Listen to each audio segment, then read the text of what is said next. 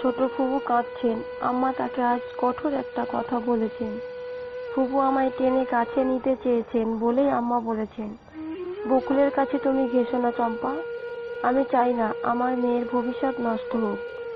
ছোট ফুপু অবাক হয়ে আম্মার দিকে তাকালেন। আম্মা তখন বললেন, এভাবে তাকিয়ে আছো কেন? আমি স্পষ্ট কথা বলার মানুষ, তাই স্পষ্ট করে বলেছি, আমার মেয়েকে তুমি এভাবে কাছে টেনো না। তুমি বাঁজা মেয়ে, বন্ধা। তোমার স্পর্শ পেলে আমার মেয়ের ক্ষতি হবে। আমার মেয়ের তুমি ক্ষতি করবে আর আমি তা চেয়ে চেয়ে দেখবো নাকি?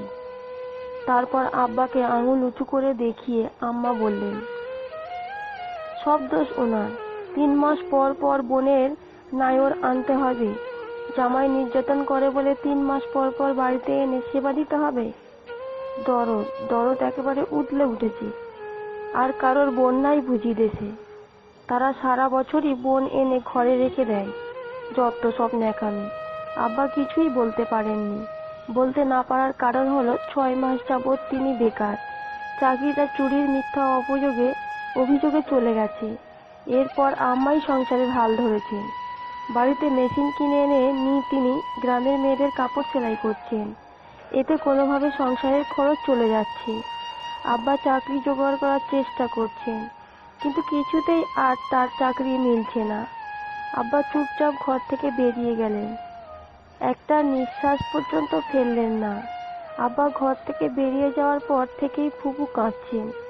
হয়তোবা তিনি আব্বার উপর খুব অভিমান করেছেন।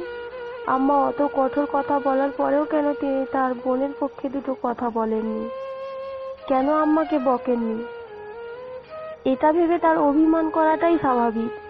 আমারও খুব কষ্ট হচ্ছে। চোখের ভেতর জল কিলবিল করছে। ইচ্ছে করছে ফুপুর কাছে গিয়ে ফুপুর গলা জড়িয়ে ধরে চিৎকার করে কাঁদি, কিন্তু মার জন্য পারছি না। আমার অত সাহস নেই যে মাকে ডিঙিয়ে গিয়ে ফুপুর গলা ধরবো। ফুপুর কান্না দেখেও আমার মন গলল না। আম্মা ফুপুকে আরেকটা কঠোর কথা বললেন, যদি মানুষ হয়ে থাকো তুমি, তবে এই বাড়ির চৌকাঠ কোনোদিনও মারিও না। এই কথা শোনার পর ফুপু একেবারে চুপ হয়ে গেলেন আর কাপড় চোপড়ের ব্যাগ গুছিয়ে সঙ্গে সঙ্গে আমাদের বাড়ি ছেড়ে বিদায় হলেন। এরপর আর কোনোদিন ফুপু আমাদের বাড়িতে বেড়াতে আসেননি। বাবা কতবার আনতে গিয়েছেন, তবুও আসেননি। ফুপুকে খুব অত্যাচার করত ফুপা। ফুপুর কিছুই করার ছিল না, কারণ তিনি জানেন ভাইয়ের বাড়িতেও তার আর আশ্রয় নাই। তার সবকিছুই মুখ বুজে সহ্য করতে হবে। ফুপু সব সয়ে যেতেন। তার শাশুড়ি আছে, শাশুড়ির কাছেও তার আশ্রয় ছিল না। শাশুড়ি ফুপুকে বাড়ি থেকে বের করার জন্য সব রকম চেষ্টাই করত। ফুপার কানে ফুপুর বিষয়ে মিথ্যা কথা লাগিয়ে বাজিয়ে ফুপাকে মার খাওয়াতো। ফুপু কাঁদতেন, বিছানায় বালিশ ভেজাতেন কেঁদে কেঁদে, আর গভীর রাতে উঠে আল্লাহর কাছে নালিশ করতেন, প্রার্থনা করে বলতেন, মাবুদ গো, তুমি তো ইব্রাহিম নবীকে তার বৃদ্ধ বয়সেও সন্তান দান করেছিলেন। তুমি তো সবই পারো। আমার মতো অভাগীকেও তো তোমার দয়া রাখতে পারো, দান করতে পারো আমার একটা সন্তান।